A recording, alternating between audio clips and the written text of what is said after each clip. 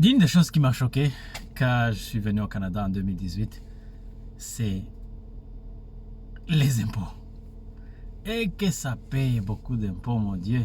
En fait, c'est que carrément, le niveau d'impôt que tu payes, tu te dis, waouh, c'est quoi cette affaire-là?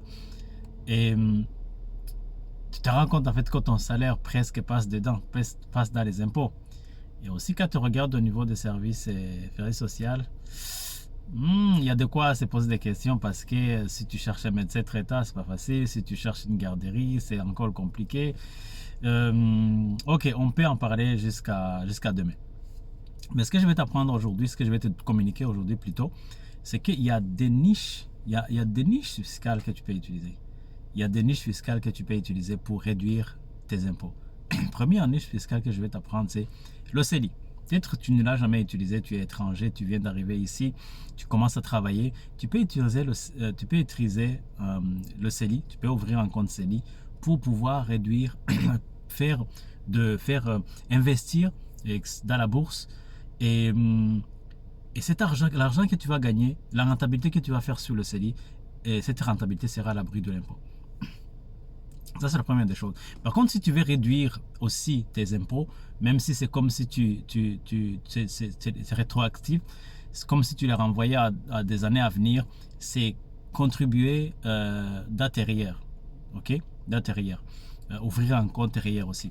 Ça va te permettre en fait de réduire tes impôts. Le montant que tu payes, carrément, tu vas récupérer 18%. De 18% à tes impôts. OK? C'est derrière. Troisième chose qui est vraiment une niche aussi très importante, c'est l'assurance vie. L'assurance vie, par contre, ce n'est pas l'assurance vie temporaire, c'est l'assurance vie permanente. OK? La rentabilité que tu vas faire dans ton compte d'assurance vie permanent ne va pas être taxée. OK? Ne sera pas taxée. OK? À moins que tu donnes ton compte à quelqu'un d'autre. À ce moment-là, la personne va être taxée sur comment je vais dire, la valeur ajoutée que tu as fait ou bien comment je vais dire, le bénéfice que tu as fait en fait. La différence entre l'argent que tu as investi et l'argent que tu as reçu par après. OK? Troisième niche qui est temporaire aujourd'hui, c'est CELIAP. CELIAP, c'est une niche que le gouvernement a créée carrément pour permettre aux gens d'avoir accès à la propriété. Okay? C'est des gens qui n'ont pas de maison, qui veulent acheter une maison. L'État, pour réduire la difficulté d'accès au logement, ils ont créé ce qu'on appelle un CELIAP. Un CELIAP, c'est comme un CELI, mais qui va te permettre d'avoir les mêmes avantages qu'un RIER. Permettre de récupérer aussi, de réduire ton revenu imposable. Okay? Si tu investis 8 000, donc ces 8 000 va être sorti de ton revenu imposable.